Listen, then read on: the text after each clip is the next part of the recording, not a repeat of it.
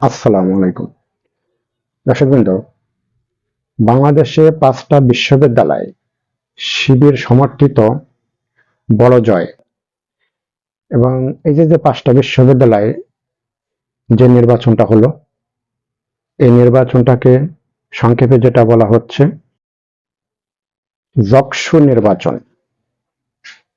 এই যে যকসু নির্বাচনে বাংলাদেশের ৫টা বিশ্ববিদ্যালয়ে শিবির সমর্থিত প্রার্থীরা বড় জয়ে তারা জিতেছেন।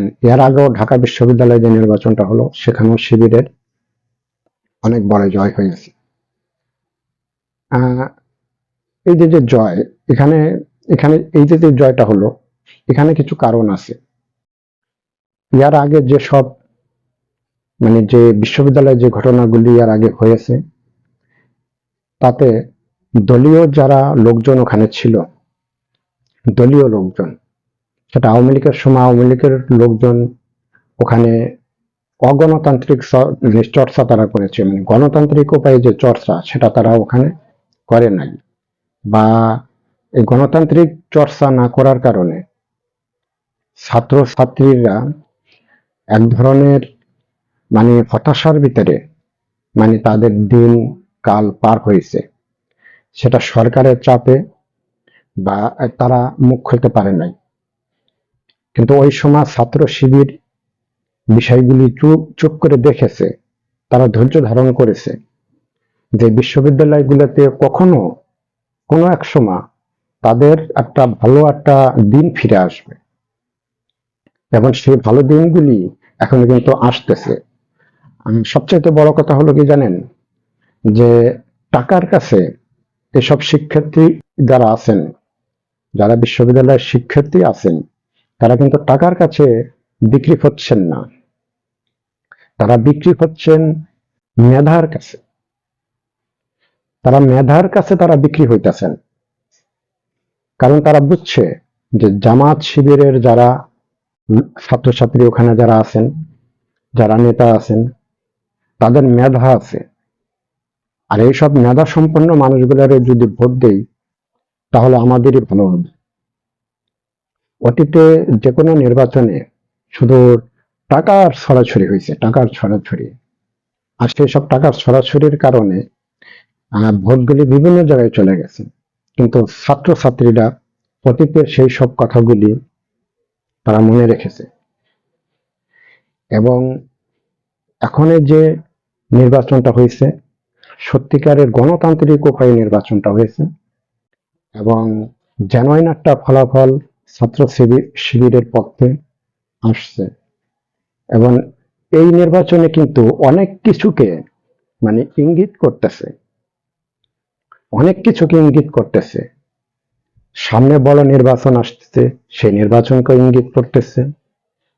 তারপরে হয়তো সিটি নির্বাচন হবে, সেটাকে হয়তো ইঙ্গিত করতেছে। এর আগেও এরকম আমি দেখেছি, 90-এর পরে যখন একটা নির্বাচন হলো, সিটি নির্বাচন, ও বিষয় নিয়ে এখন আমি কথা বলবো না, যেহেতু পাবলিক বিশ্ববিদ্যালয়ের এই বিষয়গুলো নিয়ে আমি কথা বলতেছি। ছাত্র সমর্থিত প্যানেল জিতেছে, তাদেরকে নিয়ে কথা বলতেছি। যারা জামাত শিবিরের ভাই, আপনারা যারা পাবলিক বিশ্ববিদ্যালয় এই নির্বাচনে জিতছেন, আপনাদের আচরণটা খুবই ভালো হবে, যা শিক্ষার্থীরা বুঝতে পেরেছে। এজন্য আপনাদেরকে ভোট দিয়া জয়যুক্ত করেছে।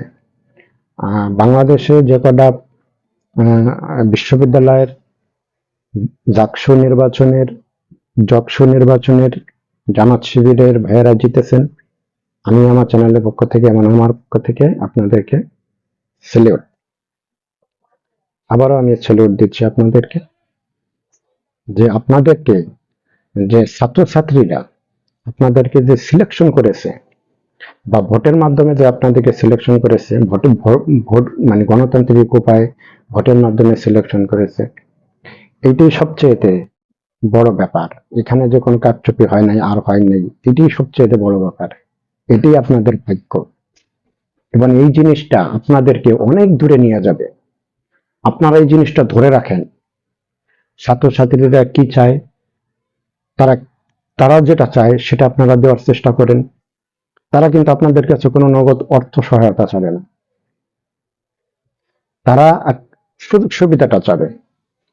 বিশ্ববিদ্যালয়ের যে পড়ার যে সুযোগ সুবিধা এটা সেইটা মানে আমি বিশ্ববিদ্যালয়ে পড়ি নাই, কিন্তু তারপরেও যেটা আপনাদেরকে আমি এই বিষয়ে পরামর্শ দিচ্ছেন, কিন্তু আমি যেটা বুঝি আর কি, যে সবচাইতে সুবিধাটাই আসলে সবচাইতে বড় জিনিস, এবং এই জিনিসটাই তারা চায়, আপনারা ওইটাই দেওয়ার চেষ্টা করবেন। এবং ছাত্রছাত্রীদেরকেও আমি ধন্যবাদ দিই যে আপনারা টাকার কাছে বিক্রি হন নাই, আপনারা মেধার কাছে এইবার বিক্রি হয়েছেন।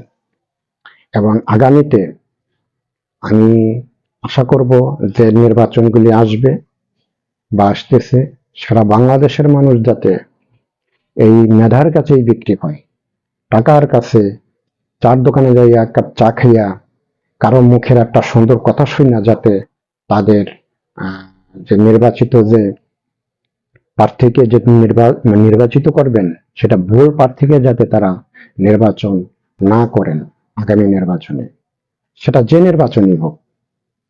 তো দর্শকবৃন্দ, আমার এই ভিডিওটা যদি ভালো লাগে আপনারা লাইক এবং সাবস্ক্রাইব দিয়া আমার চ্যানেলের সাথে থাকবেন। সবাই ভালো থাকবেন, সুন্দর থাকবেন, সুস্থ থাকবেন, এই কামনা রইল আপনাদের সবাইয়ের প্রতি। আসসালামু আলাইকুম।